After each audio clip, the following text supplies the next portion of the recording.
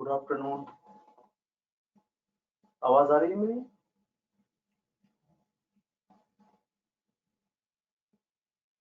मेरी आवाज आ रही है आपको?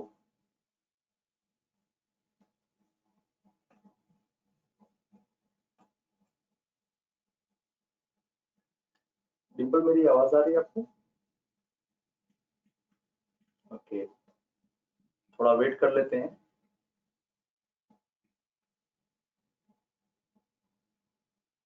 बाकी बच्चे आ जाए। और आपकी पढ़ाई कैसी चल रही है?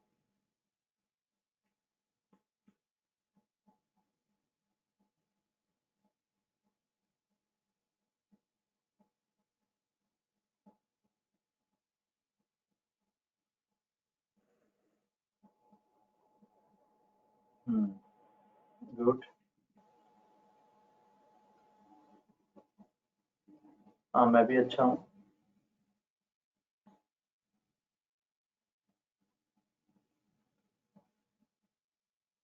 चलिए।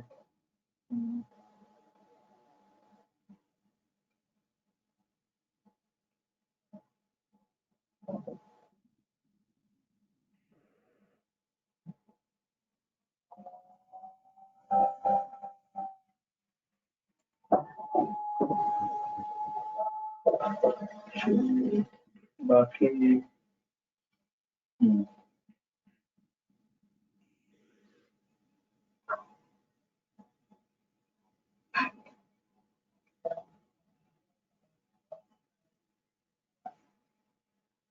चलिए। हाँ, 3 बच्चे तो आ गए, बाकी कहाँ रह गए? आप लोगों को मेरी आवाज आ रही है?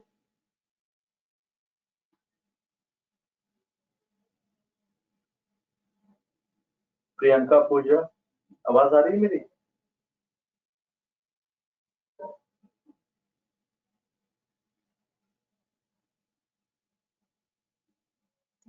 या good afternoon. Good afternoon Priyanka. चलिए।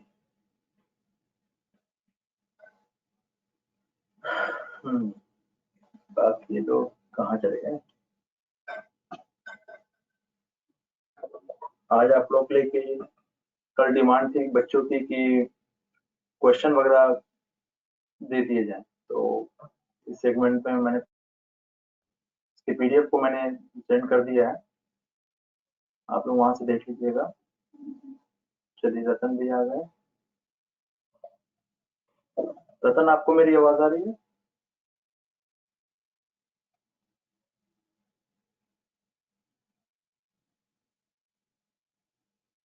चलिए, ठीक है, सफिशिएंट है बच्चे। चलिए, तो स्टार्ट करते हैं क्लास को।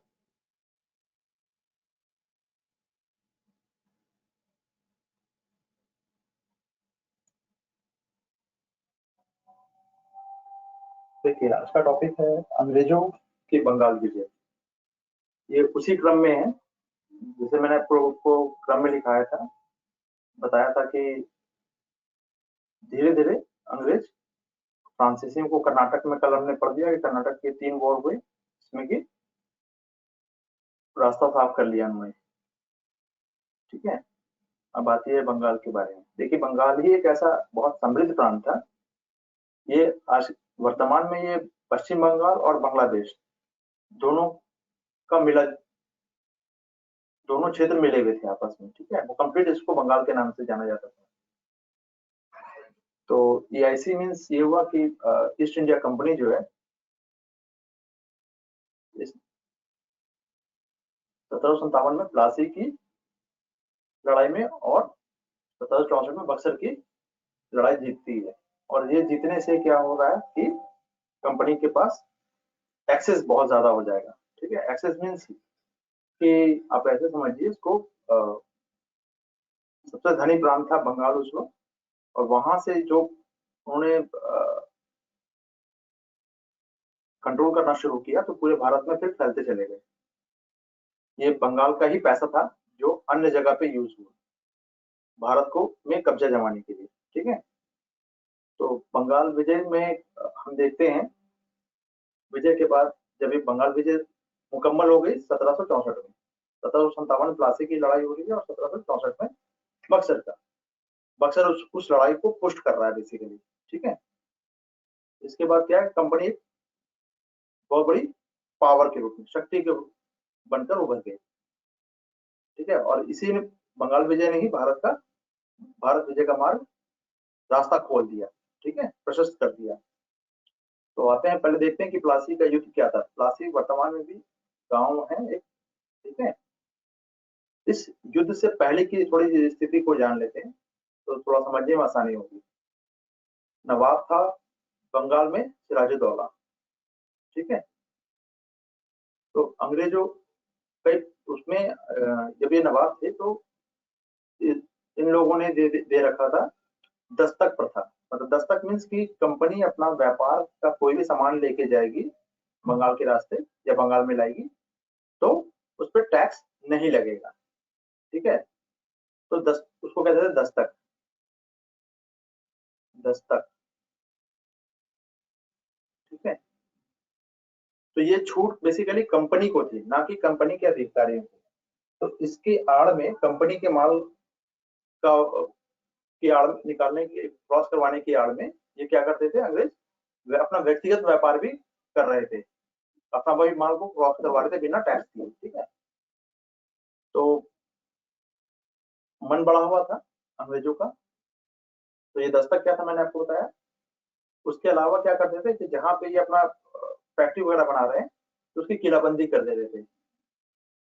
एक दूसरे गुट को राज्य के जो कहिए कि नवाब के जो विरोधी पक्ष हैं, ठीक है, या फिर उनके जो और अन्य अधिकारी, उनसे साठगांठ करते थे, गुटबाजी करते थे। ठीक है, तो नवाब ने कहा, जाहिर सी बात है कि किसी भी शासक को यह पसंद नहीं आएगा, तो नवाब ने मना किया। ठीक है, और जब वो नहीं माने तो फिर संघर्ष की स्थिति उत्पन्न हो गई। ठीक है, तो जून 1756 में, एक साल पहले से नवाब की सेना ने फोर्ट विलियम पे, आप लोगों को बता दिया है मैंने, फोर्ट विलियम जो है ये फोर्ट विलियम में जो कलकत्ता में है। ठीक है, इसको याद रखिएगा, थोड़ा पीटी में कभी कभी पूछ लेता है कि फोर्ट विलियम कहाँ पर है। सबका हर फोर्ट का अलग अलग नाम है। ठीक है, तो कब्जा कर लिया और अंग्रेजों ने को कोलकाता से खदेड़ दिया गया। जब खदेड़ दिया गया तो भाग के अंग्रेज पहुंचे फुल्टा, एक द्वीप है छोटा सा, वहां उन्होंने शरण ली। तो नवाब नहीं देखिएगा, नवाब थोड़ा सा गलत लिखा हुआ है, इसको सही कर लीजिएगा। नवाब, ठीक है, नवाब ने क्या किया, फोर्ट विलियम को एक अधिकारी मानिक चंद इसके हाथ में सौंप के मुर्शिदाबाद लौट गया। यानी कलकत्ता की उस दिन बंगाल की राजधानी थी मुर्शिदाबाद, जो भी भारत में पड़ता है। ठीक है, चलिए, तो अब अंग्रेजों ने इसके पीछे जब उस जीत लिया गया था उसे, ठीक है, जब फोर्ट विलियम को, तो कहा जाता है कि काल कोठरी की घटना घटी थी। हालांकि इतिहास में कम से कम किसी भारतीय इतिहासकारों ने तो उसको नहीं मेंशन किया। ठीक है, और समकालीन इतिहासकारों ने, लेकिन अंग्रेज में के थे ये आरोप लगाने वाले हॉलवेल। एक सेकंड।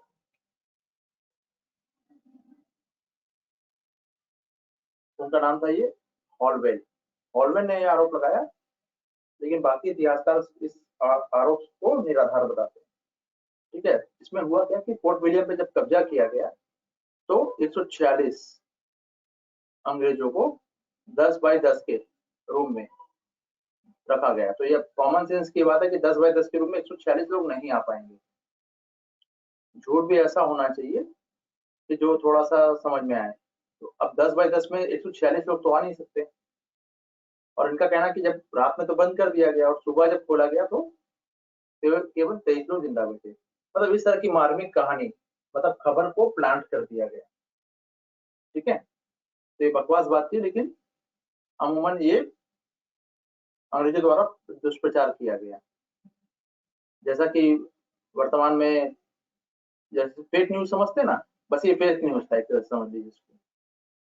तो अंग्रेजों की वापसी कैसे होती है कि जब जनवरी में 1757 में क्लाइव और वॉटसन के नेतृत्व में, ठीक है। मद्रास की नौसेना आप लोगों को बता रखा है, ये है मद्रास, यहाँ पे हो गया, और ये है आपका बंगाल। ठीक है, यहाँ से यहाँ तक पहुंच गई सहायता के लिए, और कलकत्ता पे पुनः अधिकार कर लिया। और नवाब ने क्या किया, अंग्रेजों से अलीनगर, कोलकाता का नाम अलीनगर है, इसकी संधि की। और कहा गया कि शर्तों के अनुसार जब भी संधि होगी तो बराबर चीजें मानी जाएगी, दोनों पक्ष अपने अपने जगह रहने की बात की गई है, वादा किया गया कि भाई अपने अपने जगह पे रहिए, तो किसी पर हमला नहीं करेगा। अब क्या है, युद्ध पूर्व की स्थिति। ठीक है, युद्ध पूर्व मतलब प्लासी से पहले की बात अभी तक चल रहा है। अंग्रेज जानते थे कि सीधे अगर लड़ेंगे तो जाहिर सी बात है संघर्ष में वो जीत नहीं सकते, तो जाहिर सी बात है कि जब षड्यंत्र करके किसी शत्रु को कमजोर किया जा सकता है तो लड़ने की आवश्यकता क्या है। तो यहाँ पे कूटनीतिक इनकी कामयाबी, षड्यंत्र कह सकते हैं लेकिन कूटनीतिक बहुत बड़े थे अंग्रेज। ठीक है, तो जहाँ पे काम बोल के हो जाए तो वहां पे लड़ने का कोई महत्व नहीं दिखता। ठीक है, तो नवाब और उसके सगे संबंधियों को उसने प्रलोभन देकर कि भैया हम आपको राजा बना देंगे, नवाब बना देंगे, अगला नवाब आप ही बनिएगा। ठीक है, इस तरह से लोगों को शामिल किया। तो सबसे पहले आ गए मीर जाफर, ये सेनापति थे और उनके दामाद भी थे, सिराजुद्दौला के दामाद थे मीर जाफर। ठीक है, तो नवाब बनने का दे दिया। मानिक चंद जिसको कलकत्ता के जो अधिकारी थे, जिसको सौंप के फोर्ट विलियम सौंप दिया गया था, ठीक है, इसको भी मिला लिया गया। जगत से एक बैंकर हुआ करते थे, इनके पास काफी पैसा था तो इनको मिला लिया गया। अमीन चंद एक अधिकारी थे, और घसीटी बेगम यानी नवाब की मौसी, मतलब फैमिली मेंबर से लेकर अधिकारी कर्मचारी सब लोग मिला लिए गए मुख्य में। ठीक है, अब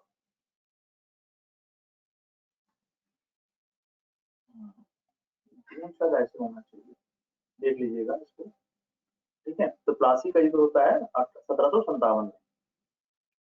तो प्लासी के मैदान में क्या हो रहा है, नवाब की तरफ से, ठीक है, नवाब की तरफ से कौन कौन लड़ेंगे भाई, मीर मदान नाम के सिर्फ दो बहादुर थे और मोहनलाल, बस यही मारे गए। 3 घंटे तक ये युद्ध चला है बेसिकली। ठीक है, तो नवाब की अब प्लासी के मैदान में क्या हो रहा है, ये यहाँ पर आप ऐसे समझिए, दो लोग हैं। ठीक है, तो यहाँ नवाब की सेना है, ठीक है, और यहाँ पे अंग्रेज है। ठीक है, ऐसे समझिए इसको। तो यहाँ पे मिर्जाफर और मीर मदान और मोहनलाल, ये लोग बहादुर से लड़े और मारे गए। मीर मदान ने क्या किया, इसकी सूचना की मृत्यु के बाद जो मिर्जाफर जो थे सेनापति, उन्होंने नवाब को कहा कि भाई अब हम लोग युद्ध हार रहे हैं, आप जल्दी से निकले यहाँ से। तो एक सवाल यूपीपीसीएस में 2000 आई थिंक 17 में, 16 या 17 में आया था, नहीं 15 या 16 में आया था, कि जो सिराजुद्दौला है वो किस पे बैठ के भागा था। तो हम लोगों ने घोड़े लगा दिए थे इसके आंसर। ठीक है, जबकि उसका आंसर आयोग ने दिया था ऊंट पे बैठ के भागा था। तो ये मजाक वाली बात है, लेकिन ठीक है, आप इसको ध्यान में रखिएगा कि ऊंट पे बैठ के भागा था, क्या पता यूपीएससी भी कभी पूछ ले। ठीक है, तो क्योंकि ऊंट हम लोग सोच नहीं पा रहे थे कि भाई बंगाल में ऊंट कहाँ से आएगा, लेकिन ऊंट पे बैठ के भागा है। ठीक है, तो अब इसको नवाब को तो भगा दिया और सीधा घोषणा कर दी कि हम लोग युद्ध हार गए, अंग्रेज के पक्ष में विजय की घोषणा कर दी। तो जब जाहिर सी बात है कि सिराजुद्दौला तो भागता अपनी जान बचाएगा, तो नवाबी का पद मिल गया मिर्जाफर को, यानी उसके दामाद को। ठीक है,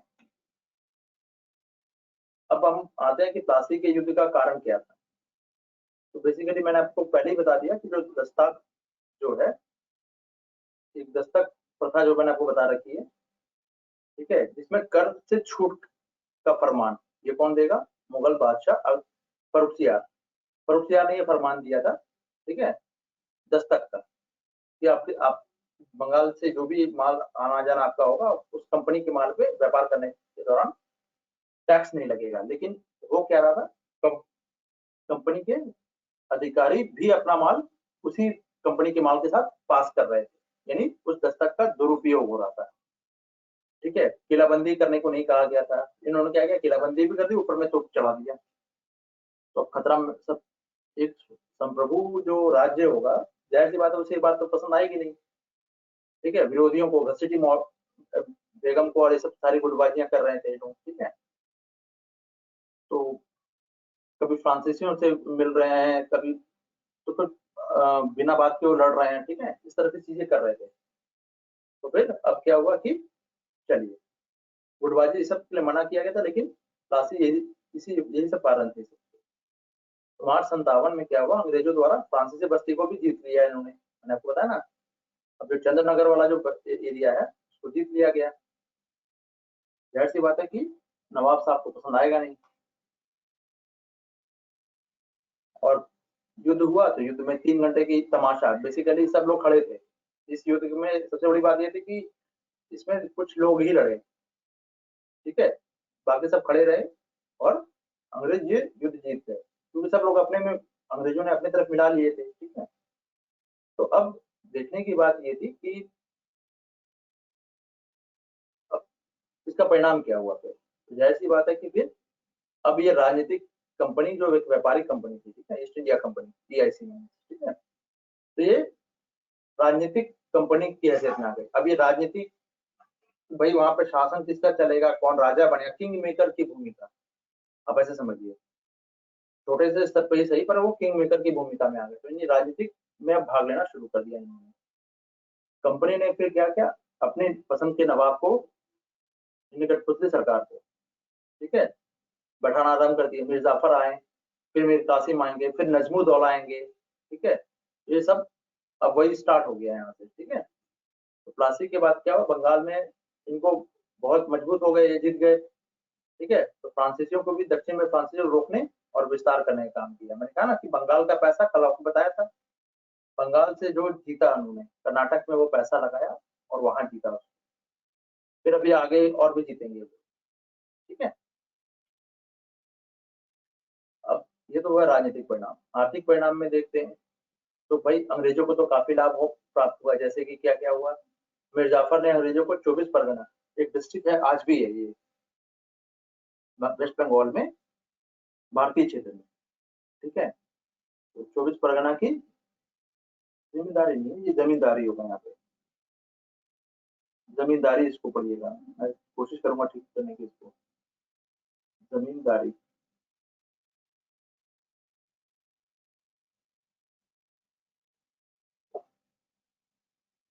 ठीक है, जमींदारी दी, मुक्त व्यापार का अधिकार प्राप्त हो गया।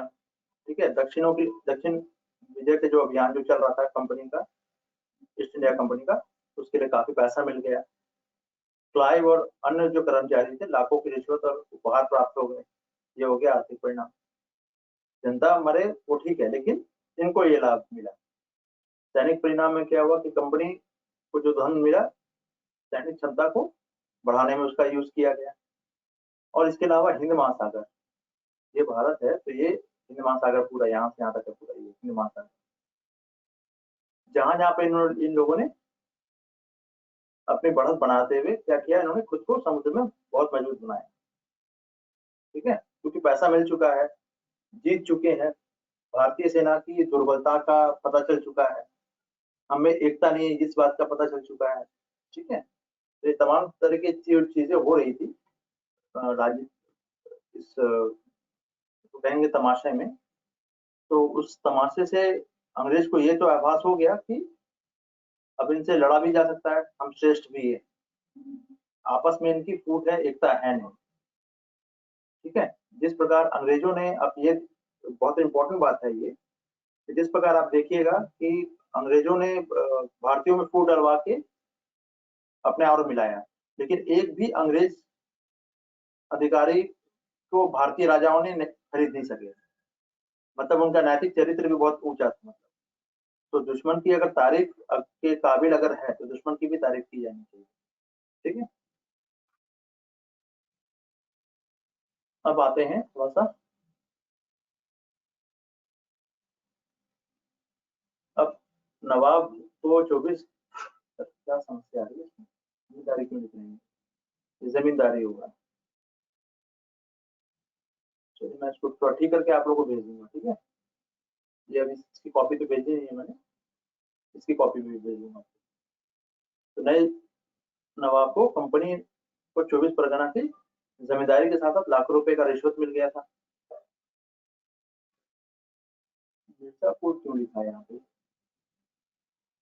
मिर्जाफर होगा यार, क्या बात है मिर्जापुर मिर्जा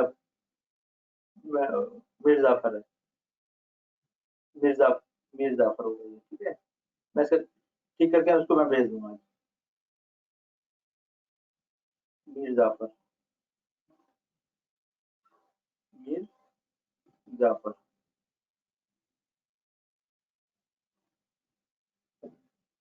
मिर्जाफर का काल, ठीक है। 1757 से 4 साल इसने राज किया सिराजुद्दौला के बाद, दामाद है उसका। अब मिर्जाफर के बाद मीर कासिम आएंगे, ये भी उसके दामाद होंगे, सबके दामाद ही हो रहे हैं। और फिर नजमुद्दौला आएंगे, ठीक है। तो अब कंपनी तो ऐसी थी भाई कि अब एक बार कहते हैं ना, हाथी को पालना खरीदना बहुत आसान होता है, ठीक है, लेकिन उसे खिलाना बहुत मुश्किल होता है। तो अब नवाब ने तो हाथी को खरीद तो लिया, यानी अंग्रेजों से दोस्ती तो कर ली, लेकिन उनकी डिमांड्स दिन पर दिन बढ़ती चली जा रही थी। तो अब समस्या आई कि भाई, दुखी हो गया कि कितना पैसा दे भाई, कितना उसकी डिमांड को पूरी करे। तो इन्होंने क्या किया, सैनिक सहायता से सुधार करने की कोशिश की। ये मिर्जाफर जो है, ये चले जाते हैं मुंगेर, मुर्शिदाबाद से मुंगेर बिहार में, और बंदूक लगाने का फैक्ट्री भी को लगाते हैं, ठीक है। और राजस्व बढ़ाने के लिए उपाय उपाय भी कुछ किया छोटा मोटा, ठीक है। और जब अंग्रेजों को लगा कि यार ये तो हमसे बिना पूछे ही ये लोग जा रहे हैं, अपना बंदूक की फैक्ट्री लगा रहे हैं, ये कर रहे हैं, तो कल को बंदूक तो हम ही पर यूज होगा, तो अपने अनुकूल तो जाहिर सी बात है उनको नहीं लगा, ठीक है। अब कंपनी ने फिर से एक चाल चल दी। मैंने कहा ना कि अब इसके सेम वही चीज पैटर्न अब सेम अपनाया जा रहा है। मिर्जाफर के बाद मीर कासिम आएंगे, वो भी दामाद होंगे। तो यहाँ दामाद जो है वो काफी खतरनाक साबित हो रहे थे नवाबों के लिए। तो साठगांठ फिर से कर ली गई, और मिर्जाफर को गद्दी से उतार के बना दिया गया मीर कासिम को नवाब बंगाल का, ठीक है। अब आइए मीर कासिम।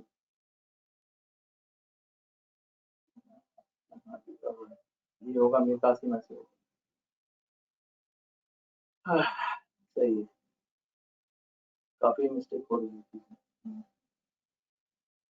तो अब फिर से अब मीर कासिम को जब नवाब बनाया जाएगा, तो मीर कासिम क्या चाहेंगे, भाई ठीक है आप हमें नवाब बना दीजिए, लेकिन हम भी आपको कुछ दे देंगे। तो इन्होंने वर्धमान, मिदनापुर और चटगांव की जिम्मेदारी दे दी। 24 परगना मिल चुका है पहले, एक तो 24 परगना मिल चुका था, दूसरा वर्धमान, मिदनापुर और चटगांव, ठीक है, की जिम्मेदारी भी प्रदान कर दी गई। आसाम जिन्हें सिलहट का जो चूना, यहाँ पे क्या था, चूने का व्यापार होता था। तो कभी यूपीएससी पूछ सकता है आपसे कि सिलहट किस लिए प्रसिद्ध है। हाँ, ठीक है ना, तो चूने के व्यापार के लिए था बेसिकली। तो कंपनी को उसने आधा मुनाफा दिया कि भैया जो भी लाभ होगा उसका हम आधा मुनाफा दे देंगे। और दक्षिण विजय विजय के लिए 5 लाख रुपए भी दिया गया, ठीक है। नवाब ने यह भी कहा कि भैया आपके दोस्त हमारे दोस्त, आपके दुश्मन हमारे दुश्मन, ठीक है। और फिर धीरे धीरे इतना होने पर भी अंग्रेज मीर कासिम पर अधिक वसूली के लिए दबाव डालने लगे, नहीं हमें और पैसे चाहिए, और पैसे चाहिए।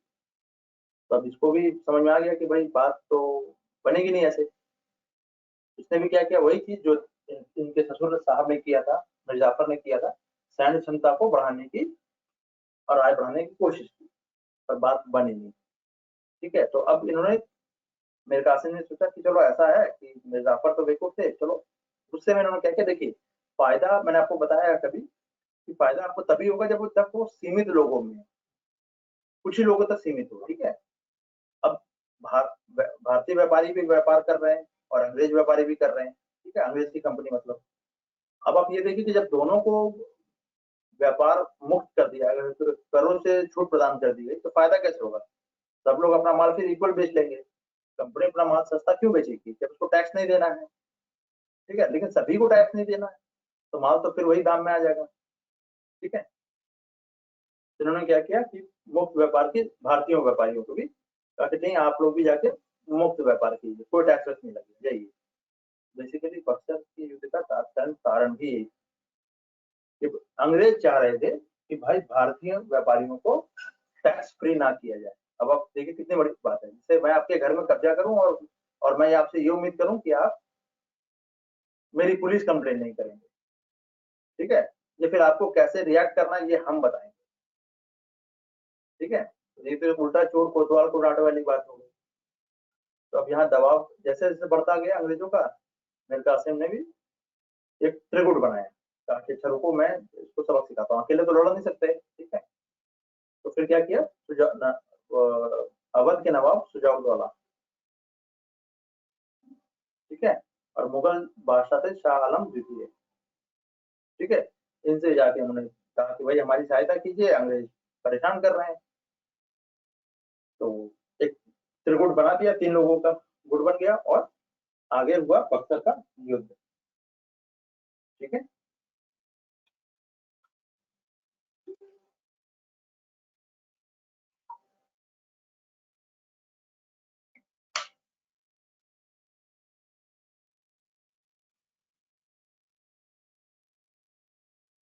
अब देखते हैं बक्सर का युद्ध में, ये अक्टूबर 9 1764 में हो रहा है।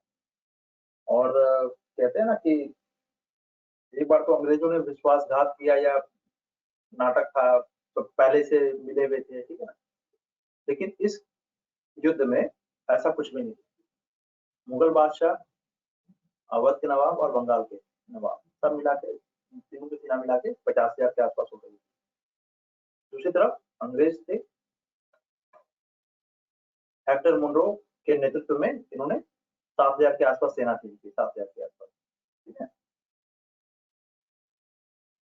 रातों रात 3 घंटे की लड़ाई फिर से लड़ी गई, और इतनी बड़ी सेना को हरा दिया, भारतीय हार गए, ठीक है। तो जाहिर सी बात है कि इनकी श्रेष्ठ रणनीति, कुशल नेतृत्व और सैनिक क्षमता, ये 3 चीज, इनका भी एक फॉर्मूला काम आ गया, ठीक है। तो उन्होंने लड़ाई जीत ली। अब आते हैं कि जब लड़ाई जीत ली तो फिर जाहिर सी बात है कि संधि होनी है फिर तो। और संधि का में हमेशा याद रखिएगा, जीतने वाले पक्ष का जो पल्ला जो है वो भारी होता है।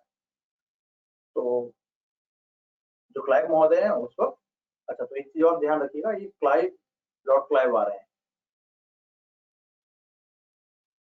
ठीक है। ये याद रखिएगा, क्लाइव इलाहाबाद की संधि में क्लाइव बैठे हुए, ठीक है। कोई पूछ लेता है गवर्नर जनरल कौन है, ठीक है, पीटी में। तो वो उस वक्त भारत में थे नहीं, बस वापस आए तो उनको लगा कि यार फायदा लिया जाए बक्सर युद्ध के युद्ध का। तो इन्होंने क्या किया, बोला कि ठीक है चलिए, करते तो हैं हम वापस संधि, लेकिन अपने टर्म्स और कंडीशन पे। वर्ल्ड हिस्ट्री में अगर आप जब पढ़िएगा, ठीक है, जब क्लास में, तब भी आप वहां देखिएगा कि वहां भी एक वर्साई की संधि हो रही है, बहुत इंपॉर्टेंट है, ठीक है। वहां भी जर्मनी को दबाया गया, ठीक है। तो यहाँ पे इलाहाबाद की संधि की शर्तें क्या क्या थी। अवध के नवाब से, देखिए 3 लोग लड़ रहे हैं, त्रिकूट है ना। पहला है अवध के नवाब, दूसरा है मुगल बादशाह, और तीसरा जो है बंगाल। तीनों से अलग अलग संधियां, अलग अलग टर्म्स कंडीशन होंगी, ठीक है। अवध के नवाब से इन्होंने कहा कि भैया 50 लाख रुपया आपने हमसे युद्ध किया है, युद्ध में शामिल हुए हैं इस युद्ध में, तो आपको 50 लाख रुपए यू हैव टू पे, ठीक है, आपको लगेगा, आप 50,000 रुपया हमें हर्जाना दीजिएगा। और फिर इलाहाबाद में कड़ा, और एक था मानिकपुर, यहाँ इलाहाबाद लिख दिया गया, इलाहाबाद का जिला। बेसिकली ये मानिकपड़ा और मानिकपुर, कड़ा और मानिकपुर लिख लीजिएगा, ये आपको प्रिंटेड नोट्स में मिल जाएगा, ऐसा कुछ नहीं है, ठीक है। मानिकपुर, कड़ा इलाहाबाद, इलाहाबाद और कड़ा मानिकपुर का इलाका दे दिया गया इनको जमींदारी के लिए। बनारस के एक जमींदार थे, तो अंग्रेजों के बहुत मतलब चहेते थे, तो इनको भी अंग्रेजों ने कहा कि इनकी जिम्मेदारी अवध के नवाब से वापस कीजिए, क्यों लिया है आपने, ठीक है। और बदले में हम क्या देंगे आपको, तो सुरक्षा की गारंटी, अगर आप पर कोई हमला करता है तो हम सुरक्षा की गारंटी देंगे। पैसा लगेगा अवध का। अवध मीन्स अभी लखनऊ समझ लीजिए आप, वर्तमान में लखनऊ उसके आसपास का क्षेत्र मिला के अवध होता है, ठीक है। तो खर्च लगेगा, पैसा लग रहा है, कौन खर्चा कर रहा है? अवध कर रहा है। इस पे अंग्रेजी सेना पर। और अंग्रेजी सेना क्या कर रही है? उन्हीं के पैसे से उन्हीं के यहाँ पे तैनात हो गई, है ना मजेदार बात। अब एक सवाल ये भी उठता है कि भाई जीत तो चुके थे तो फिर कब्जा क्यों नहीं किया? क्वेश्चन तो उठना चाहिए। तो उसका जवाब ये था कि भाई एक बफर स्टेट के रूप में, बफर स्टेट किसको कहते हैं? जैसे देख लीजिए आप, ये है चाइना, ठीक है, चिकन नेक हो गया, और यहाँ पे है भूटान, डोकलाम के पास में, ठीक है, और ये है यहाँ से भारत स्टार्ट हो जा रहा है। तो बीच में कौन है? एक न्यू स्टेट है, बफर स्टेट कहते हैं इसको, ठीक है। तो बफर स्टेट ने क्या किया कि भाई अवध के पीछे कौन पड़ा हुआ है? मराठे और अन्य सैनिक जो थे, शक्तियां जो थी, हैदराबाद और ये सब, जो सब ललचाई नजरों से देख रहे थे। जाहिर सी बात है कि भाई अगर हम, अंग्रेजों को लगा कि अगर हम जाते हैं अपने राज्य में टेक ओवर कर लेते हैं, ठीक है, तो समस्या ये होगी फिर कि डायरेक्ट हम पर हमला हो जाएगा। इसीलिए बफर स्टेट के रूप में रखा गया कि हमारी धाक भी बनी रहेगी और खर्चा भी नहीं आएगा, मतलब हींग लगे ना फिटकिरी, और रंग भी चोखा है। तो इसको, इस टेक्निक को क्या कहा गया? सुरक्षित घेरे की नीति कहा गया। सुरक्षित घेरे की नीति कहा गया इसको, ठीक है। अब मुगल बादशाह आते हैं। मुगल बादशाह से जो अवध से जो क्षेत्र लिया गया था वो दे दिया गया मुगल बादशाह को, ठीक है, कड़ावा इलाहाबाद वाला क्षेत्र। बदले में क्या हुआ? मुगल बादशाह ने क्या कहा? बंगाल, बिहार और उड़ीसा की दीवानी, दीवानी का मतलब राजस्व वसूली का अधिकार, निजामत नहीं। पर इस बात को समझ लीजिए, यहाँ दीवानी बोल रहा है। तो यूपीएससी कभी कंफ्यूज करे आपको पीटी के टाइम में कि भाई निजामत और दीवानी दोनों का अधिकार दिया गया, तो नहीं, केवल दीवानी का अधिकार दिया गया। निजामत यानी फौजदारी वाला कानून, एडमिनिस्ट्रेशन वाला पावर इसके पास नहीं था, ठीक है। और बदले में क्या करो? 26 लाख रुपए वार्षिक पेंशन के रूप में कंपनी देती बादशाह को, ठीक है। अब आते हैं बंगाल के नवाब। तो बंगाल के नवाब अब कौन आएंगे भैया? मीर कासिम के बाद नजमुद्दौला आ जाएंगे, ठीक है। तो इन्होंने क्या किया? निजामत का तो अधिकार दिया, लेकिन दीवानी का अधिकार कंपनी ने अपने पास रखा। कंपनी मीन्स अंग्रेजों ने अपने पास रखा। तो इससे क्या हुआ? एक दोहरा ढांचा उत्पन्न हो गया, उपस्थित हो गया। दोहरा क्या हुई? एक तो निजामत, एक तो एडमिनिस्ट्रेशन संभालेगा कौन? बंगाल के नवाब। और लेकिन उनके भूमि पर जितना भी टैक्स का जो कलेक्शन है वो करेंगे अंग्रेज। अलग अलग चीजें हो गई, ठीक है।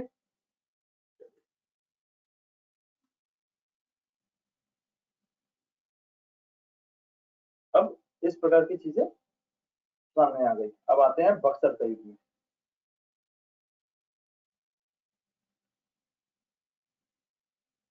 बक्सर के युद्ध में ये तो बता दिया गया है आपको। चलिए द्वैध शासन का आते हैं। तो आपको मैंने बता दिया, द्वैध शासन मतलब दो लोगों का, द्वैध मतलब होता है दो, दो लोगों का शासन। पहला बंगाल है, बंगाल के नवाब और यहाँ पे अंग्रेज, ये कर रहे हैं, अलग अलग शासन करेंगे, कहेंगे द्वैध, द्वैध शासन,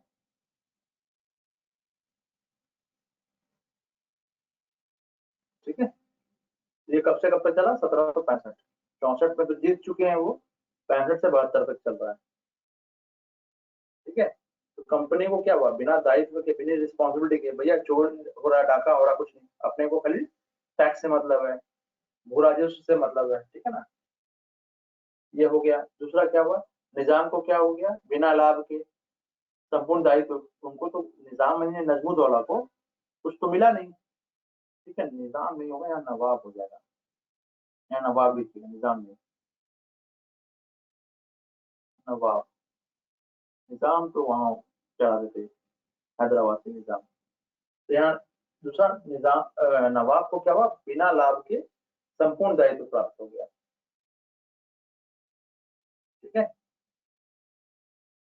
अब ये द्वैध शासन जो है कंपनी द्वारा, इसका अपनाने का की जरूरत क्यों पड़ गई? पहले एक सवाल आपका मेंस में ये पूछा जा सकता है कि द्वैध शासन की जरूरत क्यों पड़ी, जब हम एक ही शासन चला सकते थे। ठीक है, तो कंपनी अगर सीधे सत्ता में लेती तो सारी क्षेत्रीय शक्तियां क्या होती, मिलके हमला कर हमला इस पर कंपनी पर कर देते थे, मिलकर एकता के सूत्र में बन जाते वो लोग। सारे कहते हैं ना, दुश्मन का दुश्मन दोस्त होता है, तो सभी भारतीय एक हो जाते तो फिर अंग्रेजों की समस्या उत्पन्न होती। फिर आप ये भी देखिए कि पुर्तगाली, डच, जो फ्रांसीसी जो थे, वो तो विरोध किया जा सकता था, जैसा कि उन्होंने अमेरिका में किया था। बेसिकली जब भी गया इंग्लैंड वाले, अंग्रेज जहां जहां गए, अन्य जो शक्तियां थी, विदेशी शक्तियां, उन लोगों ने उसका विरोध किया, तो टक्कर ज्यादा हो जाएगा सर। ठीक है, कंपनी के पास मानव संसाधन यानी अंग्रेज सैनिक, ठीक है, और प्रशिक्षित कर्मचारी भी उपलब्ध नहीं थे जो कि ये संभाल सके, और ये बंगाल, बिहार, उड़ीसा तीनों का बहुत बड़ा स्टेट हो जाएगा। तो एडमिनिस्ट्रेटिव पॉइंट ऑफ व्यू से देखिए, वर्तमान में देखिए कि 4 राज्य हो चुके हैं, बंगाल हो चुका है, उड़ीसा, बिहार और फिर झारखंड। वर्तमान में ये 4 राज्य हैं। उस वक्त हुआ करता था एक, तो जाहिर सी बात है कि एडमिनिस्ट्रेटिव पॉइंट ऑफ व्यू से इसको संभालना बहुत मुश्किल होता है। ठीक है, अच्छा, बोर्ड ऑफ डायरेक्टर जो थे, ये 24 लोग थे, आपको याद होगा मैंने बताया था। ये 24 लोग जो थे, प्रत्यक्ष शासन की अनुमति नहीं देते। उनका कहना था भैया कंपनी है, आप कंपनी ही रहिए, और अगर व्यापार में जब आपको दिक्कत आ रही है, कोई शासक मना कर रहा है, तो आप हमला कर सकते हैं, या फिर उससे युद्ध की स्थिति नौबत आने पर ही युद्ध किया जाएगा, और वहां कब्जा वब्जा नहीं करना है। तो क्योंकि आप व्यापार करने वाले मतलब कंपनी है, तो आपको व्यापार पे ही फोकस करना है। ठीक है, तो उसमें ऑब्स्टिकल आएंगे, वो ऑब्स्टिकल से बचने के लिए उन्होंने व्यापार पे ही फोकस रखने की बात कही। अब सीधे अगर हाथ में सत्ता ले लेते तो अंग्रेजी सरकार का हस्तक्षेप किया जा सकता था। हमने तो ये देखा ना, 1858 में जाके फिर ये काम हो रहा है, मतलब लगभग 200 साल बाद, 58 मान लीजिए इसको, अनुमान कीजिए क्या, 1858। ठीक है, तो 1757 से पूरा 100 साल लगा, लेकिन 100 साल में हमने क्या देखा, ब्रिटिश संसद ने अंत में टेक ओवर कर ही लिया। ठीक, तो अब प्रशासन चलाएंगे तो जाहिर सी बात है खर्चा बढ़ेगा फिर उनका, इस खर्चे से बचना भी चाह रहे थे। ठीक है,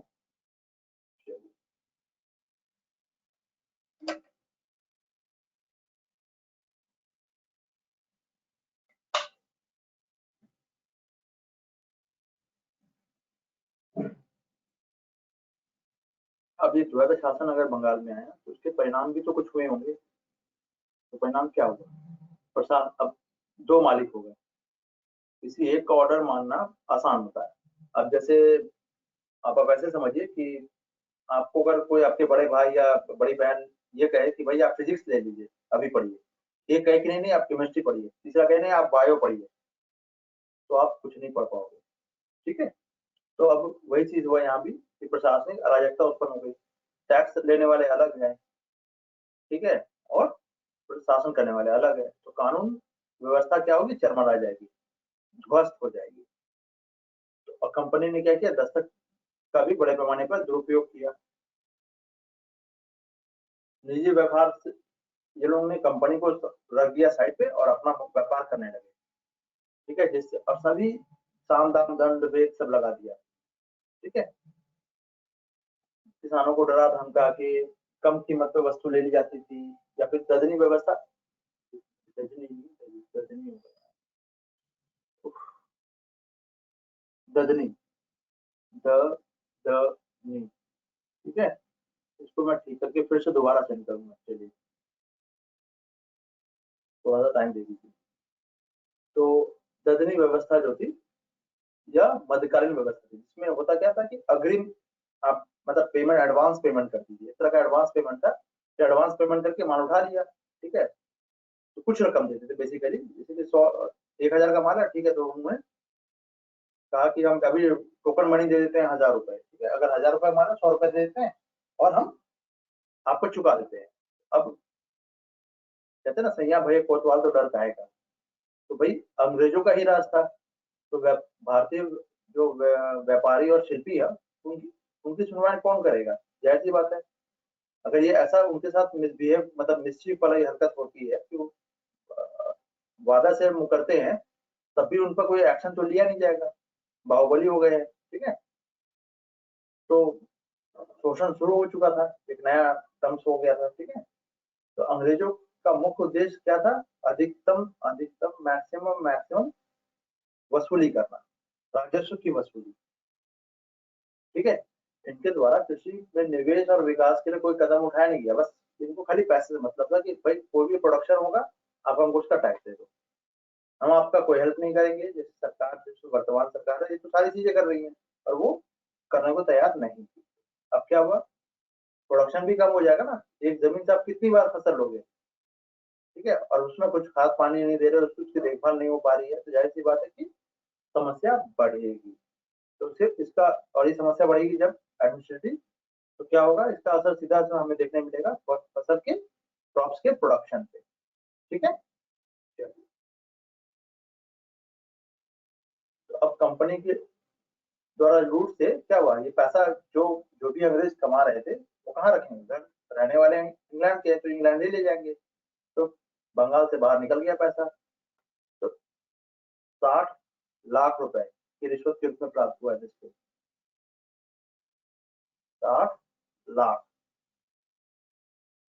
ठीक है, रिश्वत के रूप में कंपनी के कर्मचारी को प्राप्त हुआ, और करोड़ों रुपया ब्रिटेन ले गए ये लोग। एक इन्होंने एक किताब भी लिखी थी, क्या बोल रहा हूँ, ऐसे तो आप सबसे पहले ब्रेन डेट हम आगे चल के पढ़ेंगे इसको पूरा डिटेल में, और ठीक है, कि कैसे कैसे अंग्रेजों ने भू राजस्व की नीति को ही चेंज कर दिया।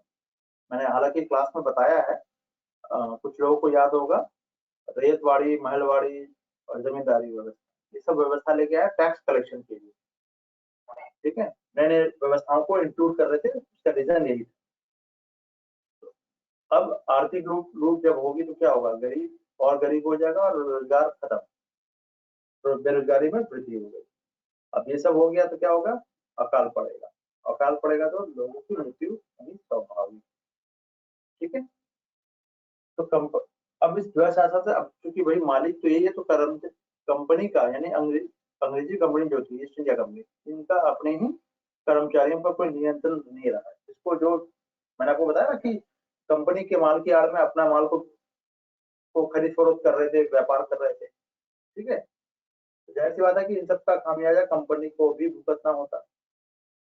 दिवालियापन तो होगा भैया, पैसा निकालते रहोगे लेकिन आप उसमें जमा नहीं करोगे, तो क्या होगा? ठीक है।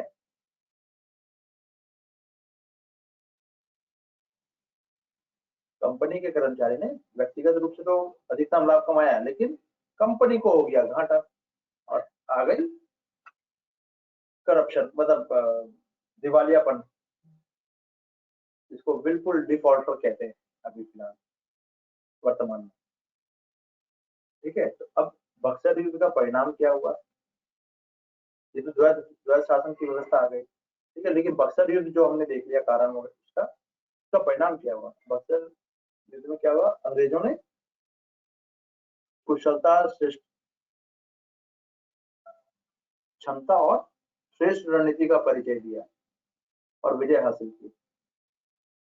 और ये जो प्लासी में जिन्होंने षड्यंत्र किया था, षड्यंत्र की तरह नहीं था ये, बेसिकली रियल में इन्होंने लड़ाई लड़ी, अपनी योग्यता को भी इन्होंने सिद्ध किया, ठीक है। नवाब की बहुत बड़ी सेना थी, 50,000 की सेना, उसको सम्मिलित सेना को हराया, तो बहुत बड़ी बात थी।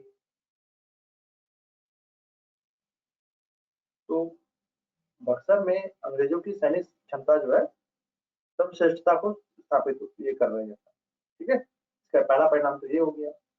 अब बक्सर विजय के बाद तो फिर उनको कोई और सामने टक्कर देने वाला, चुनौती देने वाला तो कोई रह नहीं गया, क्योंकि अवध वो तो अंग्रेज के चंगुल में चला गया, मुगल बादशाह वैसे ही कमजोर हो गए, बंगाल लूटा पड़ा हुआ है, ठीक है। और मुगल बादशाह तो खुद ही अपना पेंशन बन गया था, 26 लाख रुपए मिल रहे थे उसे। नवाब में बंगाल का जो नवाब था वो नजमुद्दौला कठपुतली बना हुआ था। और दीवानी जो है बक्सर के बाद बिहार, बंगाल और उड़ीसा में जो है शासन स्थापित हुआ है। इसमें अंग्रेजों ने काफी दम नोट कमाया, ठीक है। और बक्सर विजय के बाद ही अंग्रेजों ने भारत में नहीं बल्कि हिंद महासागर में महत्वपूर्ण राजनीतिक ठिकाने, जैसे दक्षिण पूर्व एशिया में कौन कौन आएगा, वियतनाम है, लाओस है, कंबोडिया है, आसियान के 10 देश आप समझ लीजिए ऐसे, ठीक है। तो उस एरिया के अलावा मॉरिशस और मालदीव, ठीक है, श्रीलंका, मिस्र, पश्चिमी एशिया में भी ये लोग अपने पोजीशन को मजबूत कर पाए, क्योंकि पैसा लूट लिया। अब उस पैसे को इन्होंने इन्वेस्टमेंट के रूप में करना प्रारंभ कर दिया, ठीक है। अब बक्सर के बाद हम देखते हैं कि कंपनी को राज चलाने की आवश्यकता थी। अपना राज्य, उसका जो अब जैसी जो रियासत है उनसे जो लूटा जा रहा पैसा, तो अब फिर भी कुछ तो काम करना पड़ेगा। तो उस मीडियोकर फैमिली को लुक आफ्टर करने के लिए अंग्रेजों ने मध्यम वर्ग की, मतलब अंग्रेज जो है मध्यम वर्ग के लिए, जैसे अब पढ़ाई लिखाई में ज्यादा लोग आने लगे, जाहिर सी बात है नौकरी ज्यादा मिलने जाएगी, मतलब पढ़े लिखे लोगों को। और फिर सिविल सर्विस 1853 में हम देखेंगे, फिर आगे चल के जो लंदन में हो रहा है, फिर वो आगे भारत में भी होना स्टार्ट हो जाएगा। क्लियर है? चलिए अब इसको थोड़ा सा रोकते हैं यहाँ पे। अब बताइए, आप लोगों का कोई क्वेश्चन वगैरह कुछ हो तो बताइए।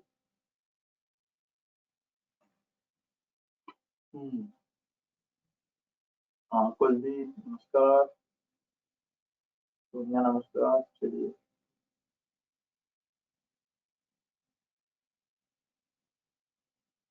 जमींदारी कोई पोस्ट थी? हाँ ये रुतबा था सोनिया। टैक्स कलेक्शन जो है, ये जमींदार क्या करता था, बेसिकली टैक्स का कलेक्शन करेगा और उसका एक परसेंटेज अपने पास रखेगा। रतन का सवाल है, एक सेकंड।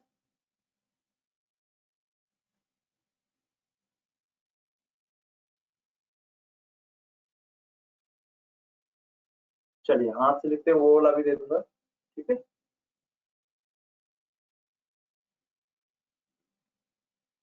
चलिए और बताइए, अब और कोई। चलिए शशांक, अरे वाह। हाँ भाई शशांक जी, आपको देख के काफी खुशी मिली। 2 दिन से आप कहाँ गायब है, मैंने आपको फोन भी लगाया। बताइए।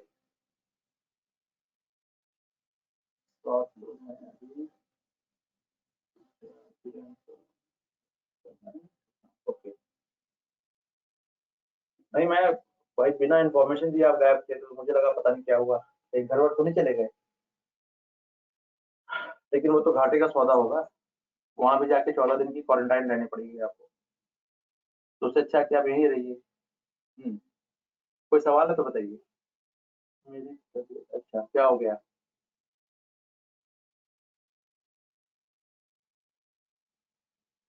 हम्म, तो अब आप, ये तो हो गया। ये इस पे अब क्वेश्चन पे जरा डिस्कस करेंगे। पहले आप ये बता दीजिए कि आप लोग को समझ में आ गया ये टॉपिक।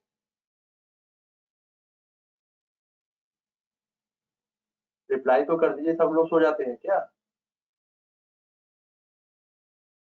कुलदीप का प्रश्न है, ब्रिटिश शासन, एक सेकेंड, ब्रिटिश शासन में अहम भूमिका मुस्लिम शासकों की थी, ये बोलना गलत तो नहीं होगा? नहीं ये कैसे, समझ में नहीं आया मुझे, ब्रिटिश शासन में मुस्लिमों की शासकों की भूमिका कैसे थी? रूलर वर्ग जो था, आप ऐसे समझिए कि रूलर जो मतलब जो शासक वर्ग है, पहले अंग्रेज आने से पहले मुगलों का शासन था के एक बड़े स्तर पर, ठीक है। और औरंगजेब के बाद केंद्रीय सत्ता कमजोर होती है, और फिर ये नवाब जितने भी आ रहे हैं वो सब स्टार्ट होते हैं फिर बनने। ठीक है। इनका शासन स्वतंत्र रूप से चलता है। जब स्वतंत्र रूप से चलेगा शासन, तो फिर मुगलों से लेना देना नहीं था, तो मुस्लिम शासक नहीं कहे जा सकते।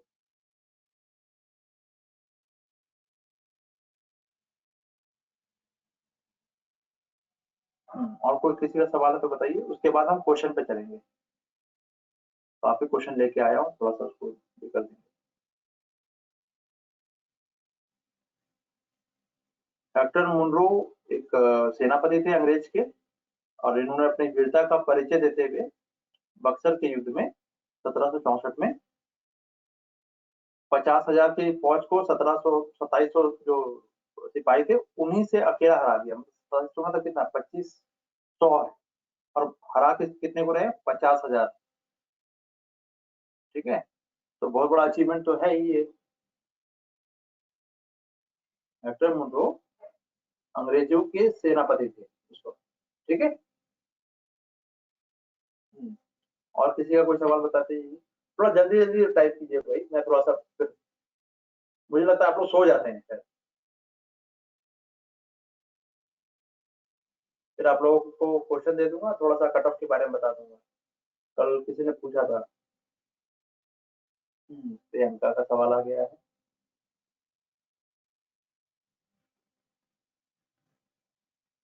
इनकी सेना तो त्रिगुट से कम थी, फिर भी इनकी सैनिक क्षमता ज्यादा क्यों, बताइए, बढ़ाइए बताइए। ओके, देखिए, त्रिगुट की सेना, तीन लोगों की, तीन पार्टी मिलती हैं, तो जाहिर सी बात है सबकी अपनी अपनी सेना है। मिला के 40-50 हजार की सेना हो गई, लेकिन उनके कोऑर्डिनेशन नहीं है। युद्ध की जो रणनीति है पुरानी है, ठीक है, तकनीकी पुरानी है। अभी भी वो तलवार से लड़ रहे हैं, जबकि बंदूकें आ चुकी हैं। ठीक है, उस वक्त तक तो पुराने पैटर्न पे चल रहे हैं, तो चीजें अपडेट नहीं है वो लोग। ठीक है, इसलिए उनको हारना पड़ता है। डिसिप्लिन नहीं था, क्योंकि तीनों अलग अलग क्षेत्र की सेना थी। मुगल बादशाह की अलग सेना थी, बंगाल की सेना अलग थी, अवध की सेना अलग थी। तो तीनों में कोऑर्डिनेशन भी तो होना चाहिए। इसी कोऑर्डिनेशन को देखने के लिए की वजह से अभी सीडीएस नाम सुना होगा आपने। तीनों सेनाओं में कोऑर्डिनेशन बढ़िया हो, भारतीय सेना ने, मतलब भारत सरकार ने एक नया पोस्ट क्रिएट किया, जिसके अध्यक्ष है बिपिन रावत। ठीक है, चलिए।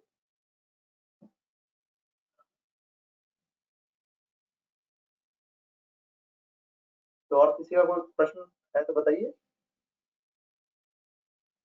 उसके बाद मैं थोड़ा सा कट ऑफ वगैरह कल किसी ने पूछा था वो बता दूंगा फिर आप लोगों को।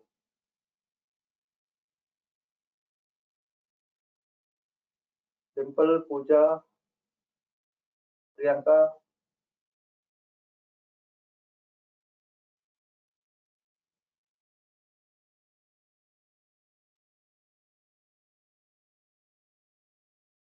किसी का कोई क्वेश्चन?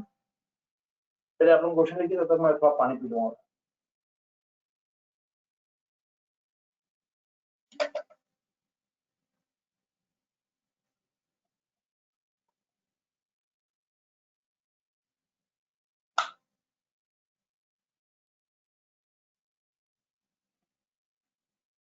मेरी आवाज तो जा रही है ना? आप लोग सब शांत बैठे हुए हैं, क्या हो गया? रिप्लाई तो थोड़ा सा कीजिए अपने बहुमूल्य।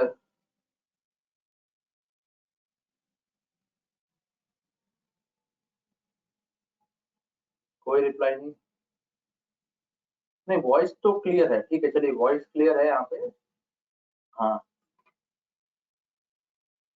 आगे बताइए। राजूदाला, नहीं, ये टॉपिक तो आज बंगाल तक ही मैंने रखा है इसको। बंगाल में तीन टॉपिक थे सब टॉपिक में। ठीक है, कल कर्नाटक बता दिया है, आज बंगाल है। ठीक है, बंगाल में भी प्लासी का युद्ध हो गया आपका, बक्सर का युद्ध हो गया, और बंगाल में जो पहला द्वैध शासन स्थापित हो रहा है। ठीक है, हाँ। तो सिराजुद्दौला को क्यों भागना पड़ा? अरे भैया, बताया तो ये चीज कि मिर्जाफर जो उसके दामाद थे सिराजुद्दौला के, उन्होंने कहा कि सर हम आप जाइए, हम देख लेंगे, ठीक है, अब हम लोग की हार हो रही है, ठीक है, तो जल्दी से आप हटिए, नहीं तो आप पकड़े जाएंगे तो मार दिए जाएंगे या बंदी बना लिए जाएंगे। तो हम आपके सेवक हैं, हम लोग देख लेंगे, आप निकलिए। इसीलिए उसको भगा दिया गया। ठीक है, तो सेना युद्ध भूमि से वो हट गया, ये रीजन था। और जैसे वो हटा, मिर्जा जाफर ने कह दिया कि भाई अंग्रेज आप जीत चुके हैं, हम लोग, उन्होंने शस्त्र ही डाल दिया अपना, बदले में बंगाल का नवाब का पद प्राप्त किया अंग्रेजों से। ठीक है, चलिए, सारे प्रश्न आप लोग के हो चुके हैं लगभग पूरे। अब आते हैं इनके क्वेश्चन पे।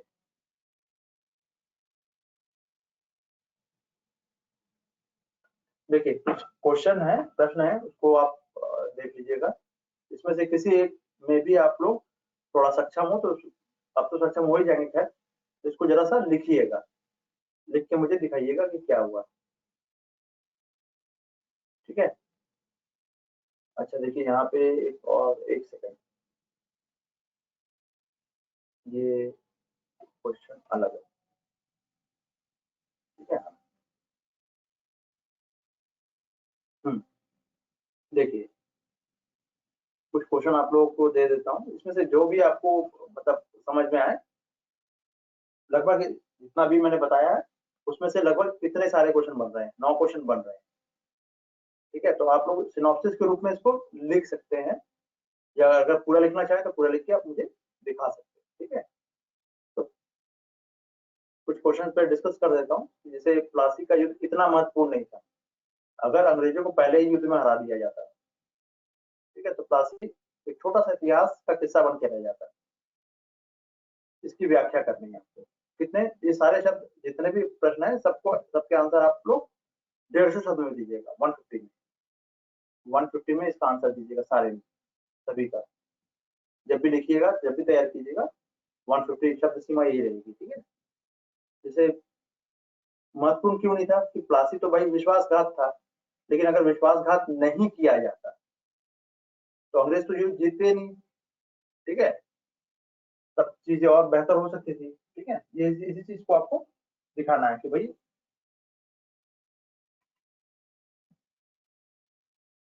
दूसरा है प्लासी नहीं वरन, बल्कि बक्सर का, बक्सर वह युद्ध था जिसने जिसने अंग्रेजों को भारत का स्वामी बना दिया। तो ऑब्वियस सी बात है कि यही तो चीजें हैं कि भाई स्वामी कैसे बनेंगे। इसके बाद तो फिर वो सब क्षेत्रों को जीते चले गए, और एक मुगल बादशाह को हराना केंद्रीय स्तर पे, अवध को हराना, तीनों की सम्मिलित सेना को हराना, संधि के लिए बाध्य करना, मनमाना अपनी शर्तों को मनवाना, तो जाहिर सी बात है कि स्वामी बनने भी ये।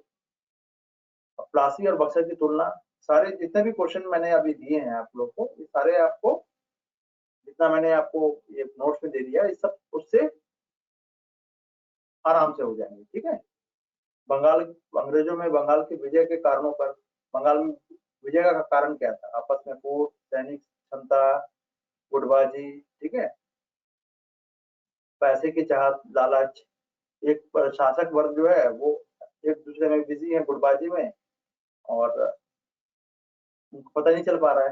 ठीक है, ये सब सारे कारण थे। द्वार शासन का औचित्य लिखवा चुका हूँ आप लोगों को। ठीक है, नेक्स्ट क्वेश्चन पे देखते हैं कि क्यों नहीं डायरेक्ट इंटरफेयर किया, हस्तगत कर लिया, टेक ओवर कर लिया, मतलब हस्तगत का मतलब होता है टेक ओवर, टेक ओवर क्यों नहीं कर लिया, उसके पीछे क्या क्या समस्या थी या बात। ठीक है, ये भी लिखना है आपको। द्वैध शासन के दौरान बंगाल में डाकुओं का राज था, ये के एम पनिक्कर कहते हैं महोदय। ठीक है, बहुत बड़े मार्क्सिस्ट भी रहे, मार्क्सिस्ट हिस्टोरियन है, इन्होंने लिखा है कि भाई डाकू का राज था। डाकू क्या करेंगे, लूटते, तो अंग्रेज क्या करे थे, वो भी लूट रहे। ठीक है, अंग्रेजों को उन्होंने डाकू कहा, कैसे लूट रहे थे ये दिखाना है आपको 6 नंबर क्वेश्चन पे। 7वें नंबर क्वेश्चन पे देखिए, द्वैध शासन में से तो ना तो कंपनी का, मतलब कंपनी को तो नुकसान हुआ ही, क्योंकि सारा पैसा कौन लूट रहे थे, अपना व्यापार चला रहे थे, निजी व्यापार, वो कंपनी चला रही थी। बंगाल के निवासियों को भी कोई लाभ नहीं मिलने वाला था। ठीक है, लेकिन कंपनी के अधिकारियों को जरूर मिला। इसको आपको डिफाइन करना है कि दस्तक प्रथा जो लिया गया था वो कंपनी के व्यापार के लिए लिया गया। ठीक है, चलिए प्लासी के युद्ध के परिणाम क्या हुए? एक नई सरकार, नई गवर्नमेंट बन गई। ठीक है, सिराजुद्दौला हार गया, दामाद बनाया, लेकिन दरबारी षड्यंत्र का शिकार हुआ सिराजुद्दौला। ये बहुत अहम मुद्दा रही। ठीक है, और उसके परिणाम क्या क्या हुए वो देख लीजिए। प्लासी का युद्ध युद्ध नहीं बल्कि एक विश्वासघात था, बेट्रेयल था। क्या था भाई? तो सारे अधिकारी, घसीटी बेगम सारा का नाम डालिए। ठीक है, ये तो कोई लड़ने गया ही नहीं मीर मदान और उसको छोड़कर, मोहनलाल को छोड़कर। ठीक है, बाकी लोग सब लोग ऐसे ही खड़े रहे, किसी ने हथियार नहीं उठाया और 3 घंटे में युद्ध समाप्त हो गया। ठीक है,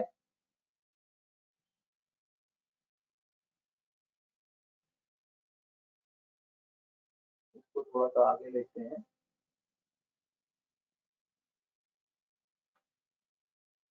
चलिए, तो ये अब इसमें क्या है कि षड्यंत्र के पक्ष में तर्क देना है आपको कि षड्यंत्र था तो कैसे था, विपक्ष में देना है और फिर मूल्यांकन करना, दोनों चीजें दिखाना है, क्योंकि आलोचनात्मक परीक्षण करने की बात कर दी है। ठीक है,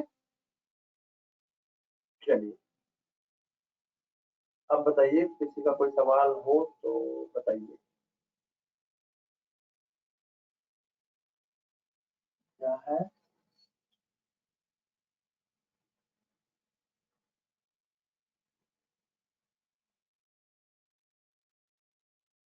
हाँ, किसी का और कोई सवाल हो तो बताइए।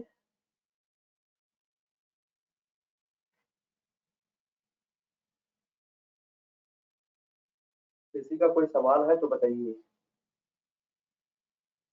आवाज आ रही है मेरी? भाई आप लोग तो सो जाते हैं लग रहा है। कोई तो रिप्लाई कीजिए। पूजा आवाज, नो क्वेश्चन सर, पूजा ओके। हाँ सोनिया, आप तो काफी लेट आई हैं आज, कहाँ रह गई थी आज?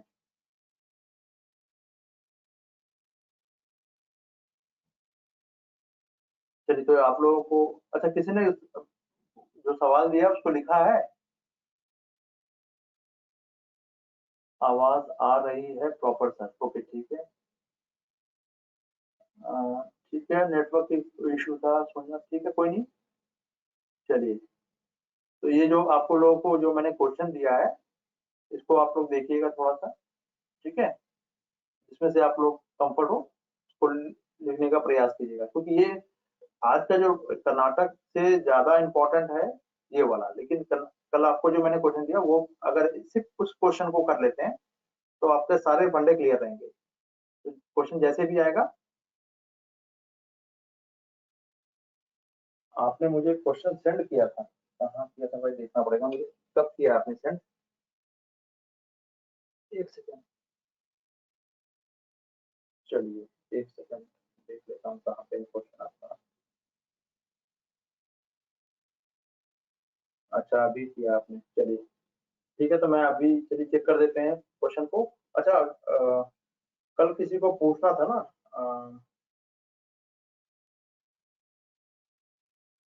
एक सेकंड जरा सा देख लूँ उसको।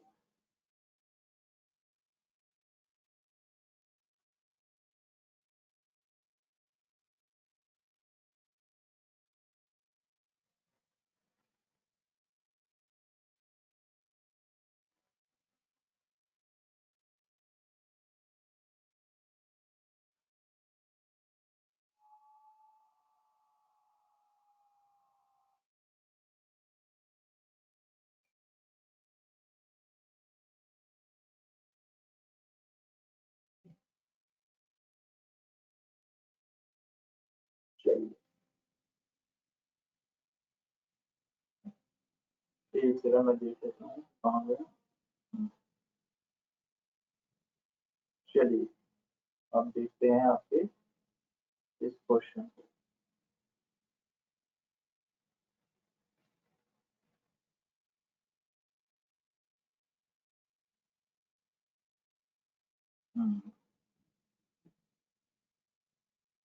अच्छा, मेरी आवाज आ रही है आप लोगों को? सोनिया, ये दिखाई दे रहा है? ये हाँ, क्वेश्चन 9 का आंसर जो है, पक्ष में पहले आपको लिखना है, दिखाना कि पक्ष में है कि नहीं, फिर विपक्ष में है कि नहीं, ठीक है, और उसका फिर मूल्यांकन करना है, बस यही करना है आपको।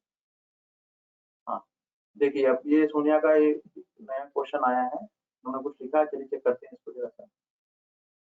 चलिए, पानी की बचत है, चलिए देखिए जरा सा पानी की बचत में आप क्या क्या हो सकता है इसमें।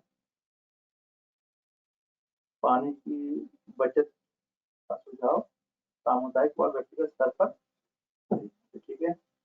जब पृथ्वी पर जल पृथ्वी पर पाया जाने वाला प्रकृति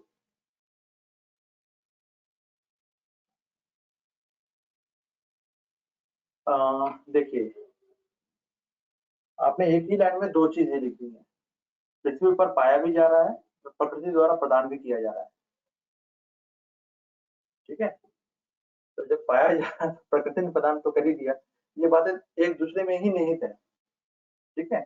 मतलब आप रिपीटेशन कर रहे हैं इस चीज को, जो सभी, ये थोड़ा सा देख लीजिएगा। सभी, जो सभी प्राणियों के जीवन का भौतिक आधार है, ठीक है, सही लाइन है, गुड। इसके बिना पृथ्वी पर जीवन की कल्पना नहीं की जा सकती, सही है। 97% खारा पानी है, तीन नहीं, तीन नहीं, 2% है बेसिकली, 2%, ठीक है।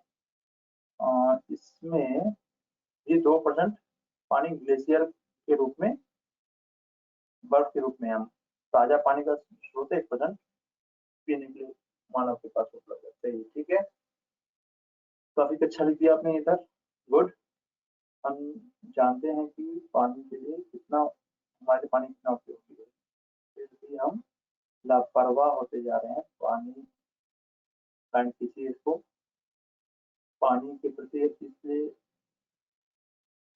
हम धीरे धीरे सूखे का शिकार हो सकते हैं, ओके, सूखे का, ओके, ठीक है। हमें पानी के प्रति अपना नजरिया बदलना होगा, ठीक है, और इसको बचाने व सही प्रयोग के लिए जागरूकता फैलानी होगी, ठीक है। ये तो काफी लंबा ये हो गया आपका ये study। चलिए, इसके बाद आते हैं सामुदायिक सुझाव पर।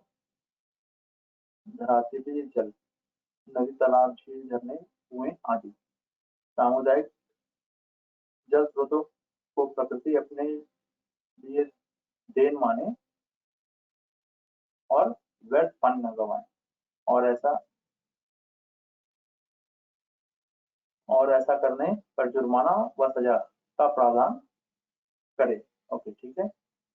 लोगों को पानी के प्रति जागरूक करने के लिए सामुदायिक स्रोतों पर बैनर व पोस्टर लगाएं, जैसे जल है तो कल है इत्यादि, गुड, वेरी गुड। खेतों में सिंचाई के लिए पानी को बारिश के समय पर इकट्ठा करें, इसको आप रेन हार्वेस्टिंग कह सकते हैं, इसका नाम है रेन हार्वेस्टिंग, ठीक है, रेन हार्वेस्टिंग, हार्वेस्ट, टपकन सिंचाई वगैरह भी, ठीक है, इकट्ठा करें सिंचाई के लिए नए नए तरीके। हाँ, तो कम बूंद बूंद सिंचाई, टपकन सिंचाई, ठीक है, इसका उदाहरण आप दे सकते हैं यहाँ पे, इससे पानी की अच्छी, कम पानी में अच्छी पैदावार हो, हाँ बिल्कुल सही है। फव्वारा टेक्निक भी है, ठीक है, तो इस सबका नाम आप दे सकते हैं। लोगों को वर्षा जल संचयन के लिए प्रोत्साहित करना चाहिए, ठीक है, चलिए।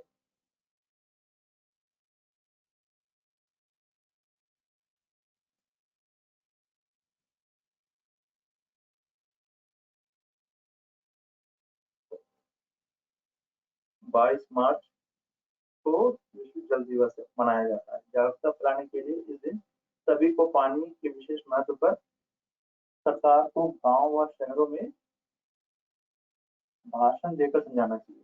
अच्छा, ये लाइन थोड़ा सा चाइल्डिश है, भाषण देकर समझाना चाहिए, थोड़ा सा ऑकवर्ड लग रहा है थोड़ा देखने में, ठीक है।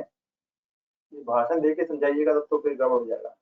पाठ्य पुस्तकों में आप शामिल कीजिए, वाद संवाद संगोष्ठी, ऐसे लिख सकते हैं आप इसको, संगोष्ठी, आदि की जा सकती है।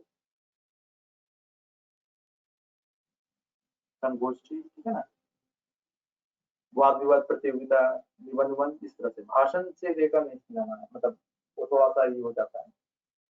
नई नई नीतियां बनाकर लागू करनी चाहिए, ठीक है, नीतियां भी बनाएंगे, कोई दिक्कत नहीं है।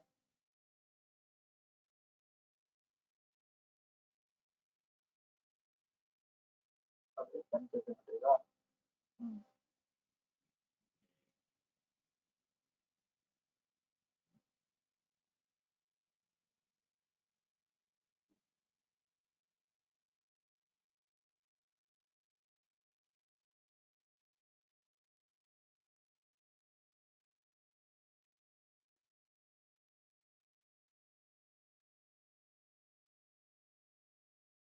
हम्म।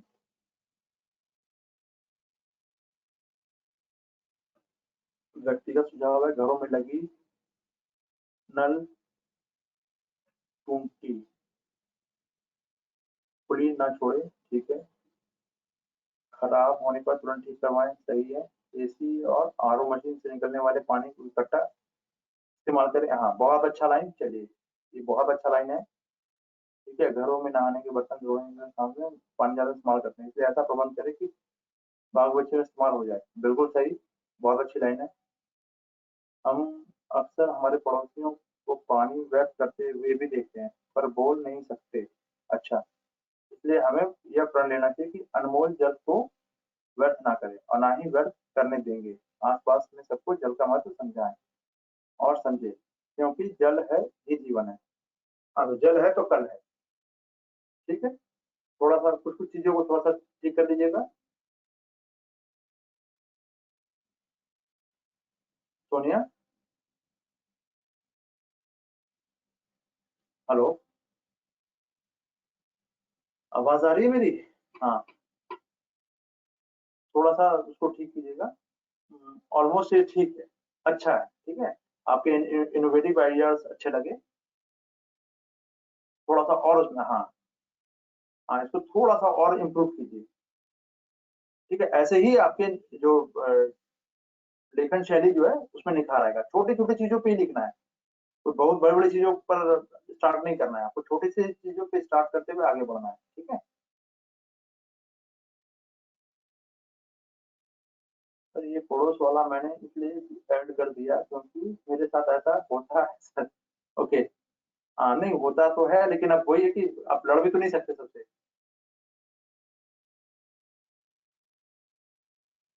हम्म,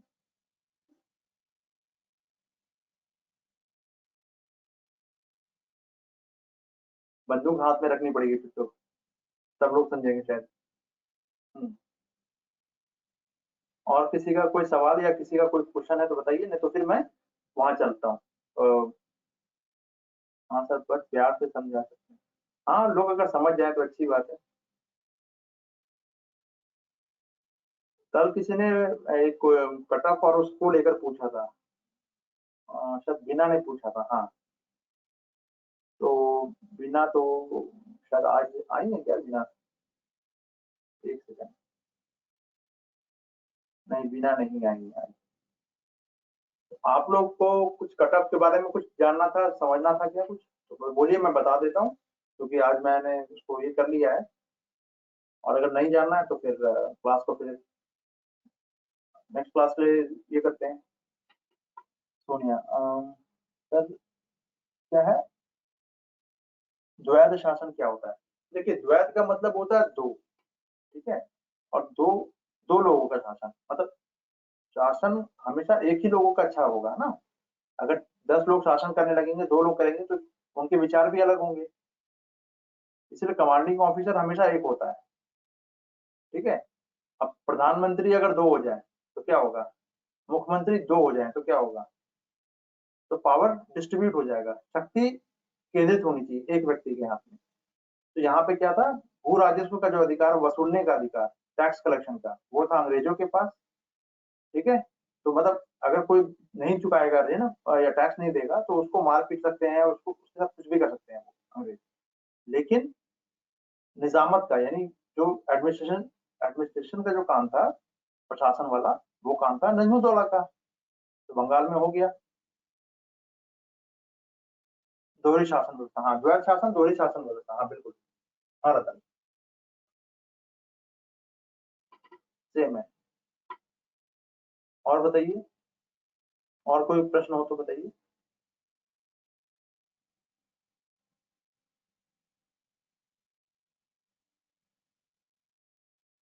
किसी को पीटी से संबंधित कट ऑफ के बारे में जानना है?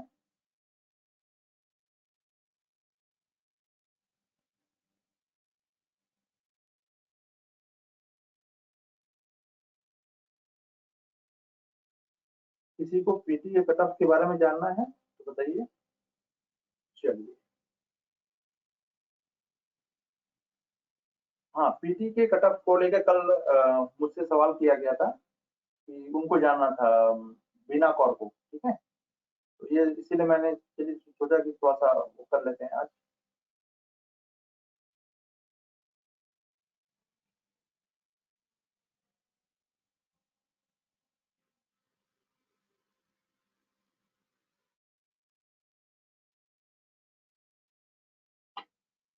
ये आप लोगों को दिखाई दे रहा है?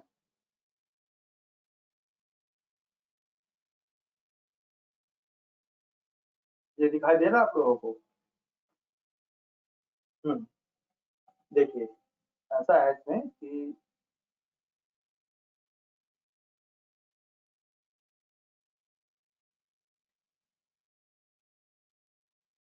250 अंकों का ये निबंध होता है, समान अध्ययन। इसके टोटल जो पेपर है वो टोटल मिला के 7 पेपर होंगे, ठीक है।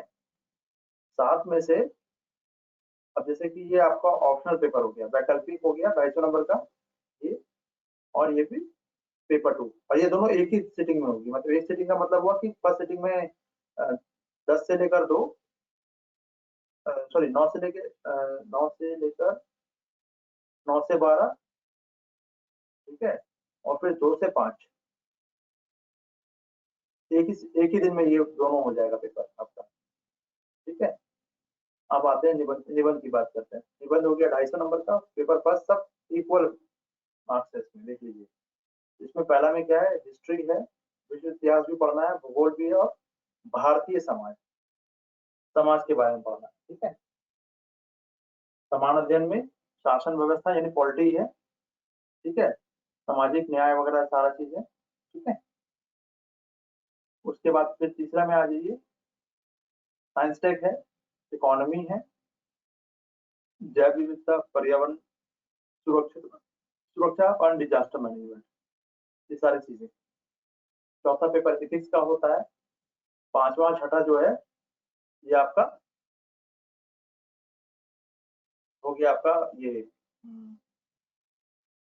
वैकल्पिक वाला ऑप्शनल पेपर जो आप रखिएगा। पीटी में जीएस के अलावा होगा केवल एक, ये मेंस में, सॉरी अभी तो मेंस में बात कर रहे हैं, तो इंग्लिश का एक पेपर होगा 300 अंकों का, जो कि क्वालिफाइड नेचर का होगा। इसमें आपको 90 नंबर लाना होता है, ठीक है। और ये बहुत आसानी से आ जाता है, कोई बहुत बड़ा इशू नहीं है, ठीक है। आप पेपर देखिएगा तो आपको समझ आ जाएगा, यूपीएससी की साइड से आप इसको डाउनलोड चाहें तो कर सकते हैं। और एक दूसरा आपको, आप लोगों को हिंदी रखना होगा एक, ठीक है। 8वीं अनुसूची में जो भी शामिल है, तो 22 भाषाएं शामिल है अभी, हालांकि 24 भाषा होती है, लेकिन 22 को ही अब मान्यता 24 को मिली हुई है, ठीक है। और नहीं, 18/4 22 ही भाषा है, सॉरी। तो इनमें से कोई एक ले सकते हैं, लेकिन हिंदी बेल्ट वाले को हिंदी ही रखते हैं, ठीक है। चलिए,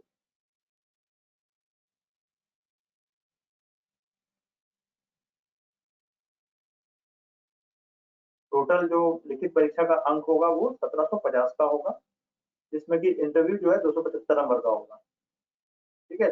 टोटल हो गया आपका 225 नंबर, सॉरी 2025। अब आप ये देखिए, पीटी में अगर हम बात करें तो पीटी में जीएस का मार्क्स केवल जो है वही होता है, ठीक है। 25% लाना होता है, जिससे इंग्लिश में जो है भारतीय भाषा के लिए न्यूनतम अंक 25 यानी 75 नंबर है, और अंग्रेजी के लिए भी 75 नंबर। 90 नंबर मैंने बता दिया, यहाँ 75 है, ठीक है। हमारे टाइम में ये 90 हुआ करता था, अब और कम कर दिया गया। चलिए, 22 भाषा में छूट मिल रही है, ठीक है। अब आते हैं थोड़ा सा, सिलेबस तो आप लोगों को मिल जाएगा यूपीएससी की साइड से ही। कट ऑफ वगैरह के बारे में बता देता हूँ, चर्चा कर देते हैं जरा सा। देखिए अभी चूंकि 2019 का एग्जाम फाइनल रिजल्ट नहीं आया है, इसकी वजह से कट ऑफ नहीं है अभी जारी किया गया। तो 18 का जो है, एक क्वेश्चन चूंकि 2 नंबर का होता है तो 98 ये गया है। ठीक है, देख लीजिए। तो अपने अपनी कैटेगरी का आप देख सकते हैं। ठीक है, कि कैसे कैसे 17 में कब गया, कितना गया, 16 में कितना गया, देखिए पूरा है। मैं इसका एक पीडीएफ भी दे दूंगा आप लोगों को। ठीक है, घबराने की बात नहीं है। इसको आप चाहे तो उसको सेव करके स्क्रीनशॉट ले सकते हैं आप लोग, अभी चाहें तो। इसका जिनको जरूरत हो वो अपना स्क्रीनशॉट ले लीजिए इसका, तो सेव करने की जरूरत नहीं पड़ेगी सारी चीजें। ठीक है, फिर प्रधान यानी मेंस का, ये तो हुआ पीटी का कट ऑफ 98। ठीक है, अब उसी तरह से देखिए मेंस में कट ऑफ गया था 774। टोटल था 2025 टोटल है ना इंटरव्यू के साथ। लेकिन मेंस में कितना है? मेंस में 1750। एक मिनट, मेंस में कितना नंबर ये था? ठीक है, ये देखिए final cut off, final cut off है 982। 2025 में फाइनल कट ऑफ इंटरव्यू का नंबर जोड़ने के बाद हम देख रहे हैं कि 1000 नंबर भी नहीं जा रहा है कट ऑफ। ठीक है, तो अगर आपने 1050 नंबर ले आए या 1100 अगर आप लेके आ जाते हैं, ठीक है, मेंस में अगर सपोज, तो आप मान के चलिए कि प्रॉपर आई से आपका। ठीक है, उसी प्रकार अगर हम, ये तो हो गया कट ऑफ के बारे में, इसका भी चाहे तो आप स्क्रीनशॉट ले लीजिए। ऐसे मैं पीडीएफ भी डाल दूंगा इसका। ठीक है सर, आपको दे देंगे। प्रमोद सर से मेरी बात हो गई तो वो खुद ही कह रहे थे कि हाँ बच्चों को देना है, बहुत सारे बच्चों को दिक्कत होगी तो इसीलिए। ठीक है,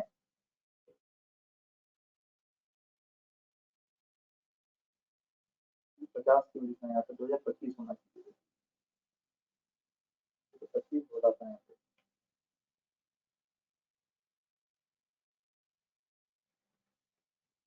चलिए सर, उसको छोटा सा चीज है वो मिस्टेक है। चलिए आइए देखिए, इसमें सबसे ज्यादा कहाँ 19 में 28 क्वेश्चन कहाँ से आए हैं? इकोनॉमी से। इसका क्या है तो स्क्रीन शॉट ले लीजिए। पर्यावरण से 21 क्वेश्चन, तो यानी 28 और 21। ठीक है, 15 हो गया इतिहास, जोड़ के देख लीजिए। और पॉलिटी, अगर ये 4 सेक्शन पे अगर आप फोकस कर लेते हैं,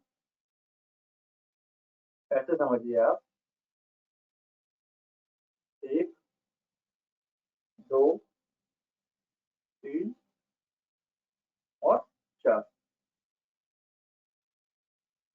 5, इतने में अगर आप 5 टॉपिक पे ही, सब्जेक्ट पे आप अगर आप फोकस कर लेते हैं, तो आपके सारे क्वेश्चन, आपको कितने लाने हैं? देखिए 55 क्वेश्चन का टारगेट रखिए कि हमेशा 55 प्लस होना चाहिए। तो मैं मान के चलता हूँ कि 60 क्वेश्चन तो टारगेट लेके चलिए आप आराम से, ताकि वो 55 तक आ जाए। तो सेफ जोन हो गया, 50-52 तक ही कट ऑफ जाता है। ठीक है, ये इसके चीजें थी।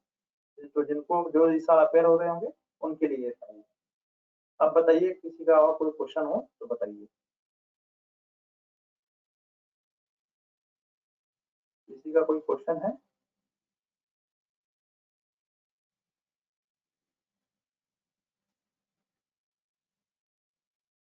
हाँ, रतन,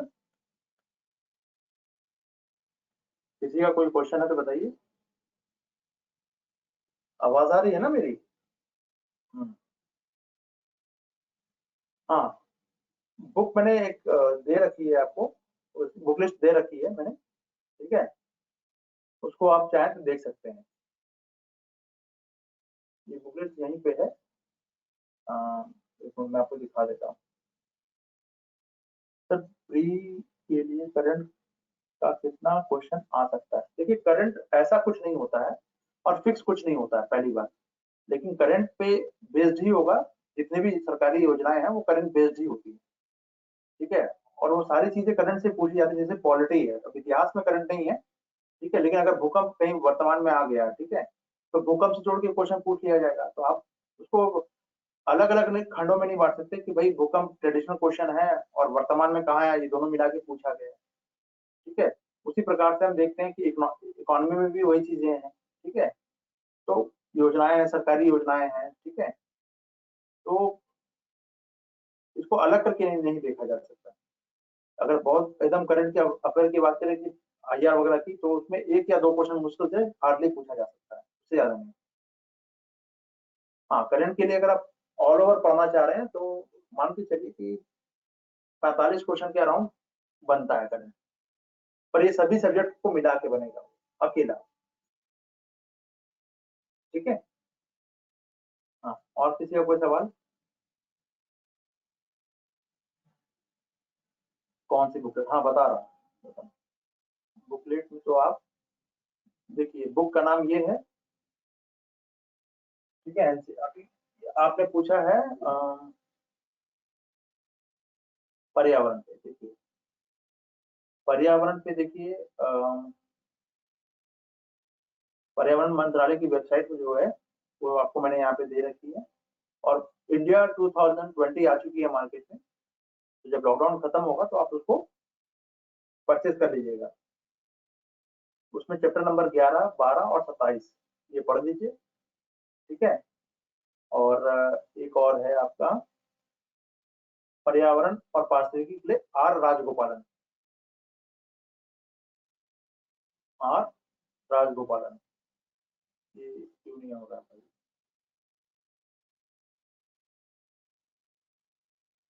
ये क्यों चिपक रहा है पता नहीं। आर, उनका इनका पूरा नाम हुआ, इनका नाम है आर राजगोपालन। तो आप इसकी फोटो मैं आपको भेज दूंगा। ठीक है। मेरे पास है, ये बुक नहीं है लेकिन इसका फोटो है, तो मैं आपको फोटो भेज दूंगा। ठीक है। और बाकी अपना उपयोगी साइट वगैरह देख सकते हैं, indiajovi.in पे, news.air.com, पीआईबी की साइट देख सकते हैं। सफिशियंट है, इससे ज्यादा नहीं। हाँ, मैं योजना कुरुक्षेत्र से बचने को कहूंगा। हाँ, अमूमन उसके सारे चीजों को नहीं पढ़ना होता, बहुत ही रिलेवेंट चीजों को देखना होता है। ठीक है। हाँ, और किसी का कोई सवाल हो तो बताइए।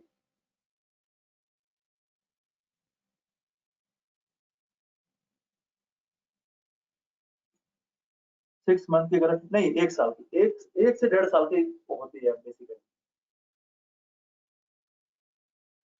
क्योंकि बहुत सारी योजनाएं जो है, देखिए मैं 1.5 साल क्यों बता रहा हूँ वो आपको बता देता हूँ। बहुत सारी योजनाएं, जैसे अब उज्ज्वला योजना आई, ठीक है। अब वो बहुत पहले आई थी, 2 साल हो गए उसको, ठीक है, लेकिन अभी वर्तमान में उसमें कुछ प्रोग्रेस हुआ हो सपोज। ठीक है, उसका आधार बढ़ाया गया हो, जैसे कि जो रिचनेस जो है उसकी, वो काफी पहुंच जो है वो आम लोगों से बीपीएल के अलावा एपीएल को भी सब कुछ बढ़ाया जा रहा हो। ठीक है, या उसकी कुछ पैसे में कटौती या कमी की गई हो, या फिर कोई मंत्रालय उसमें मर्ज किया गया हो। ठीक है। तो अब तो पुरानी और नई दोनों मिला के फिर वो तो बिल्कुल नहीं हो गई। ठीक है ना, तो इसीलिए 1.5 साल तो मान के चलिए, 1.5 साल का आपको पढ़ना पड़ेगा। लेकिन बहुत ही स्पेसिफिक होके पढ़ना होता है। ठीक है। इसके लिए मैं डिटेल में जब ऑफलाइन क्लासेस स्टार्ट होगी तो मैं आपको पूरा डिटेल में बताऊंगा। सोर्स, पीआईबी की साइट मैंने बताया ना आपको, पीआईबी की साइट है, news.air.com, देख लीजिए। ठीक है। इसमें सफिशिएंट मिल जाएगी आपको। एक क्रॉनिकल भी ले सकते हैं मंथली मैगजीन के रूप में, सफिशिएंट है, इतना तो बहुत ज्यादा है। और किसी का कोई सवाल?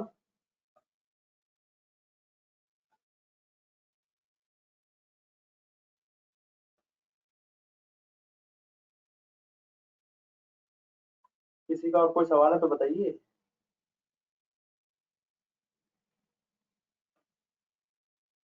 सोनिया, कोई और सवाल हो तो बताइए। शशांक का कोई सवाल नहीं है? नहीं, सोनिया का सवाल आ रहा था ना, इसलिए मैंने पूछ लिया। रतन, आपका कोई सवाल हो तो बताइए।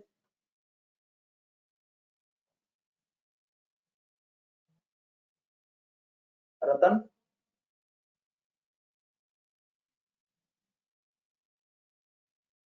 लैंग्वेज पेपर एक इंग्लिश होगा और एक हिंदी। अच्छा, ठीक है, मैं आपको पर्यावरण की बुक का वो भेज देता हूँ, लॉकडाउन के बाद आप ले लीजिएगा।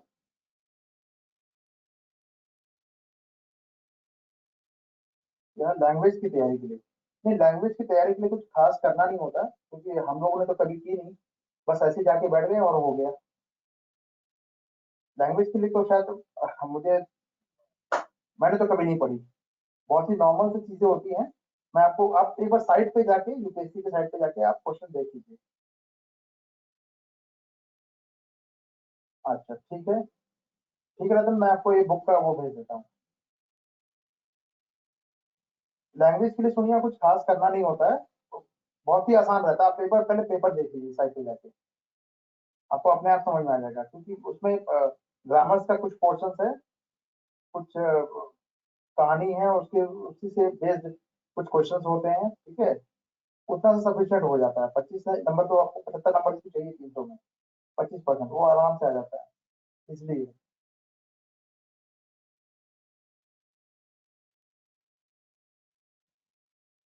और किसी का कोई सवाल?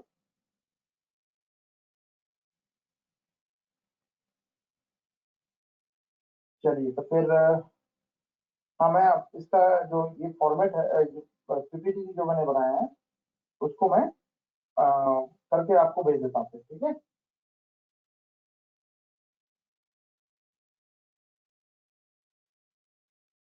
ठीक है, और कोई सवाल तो नहीं आप लोगों का? तो फिर नेक्स्ट क्लास में मिलते हैं फिर, ठीक है। चलिए, ओके गाइस, बाय।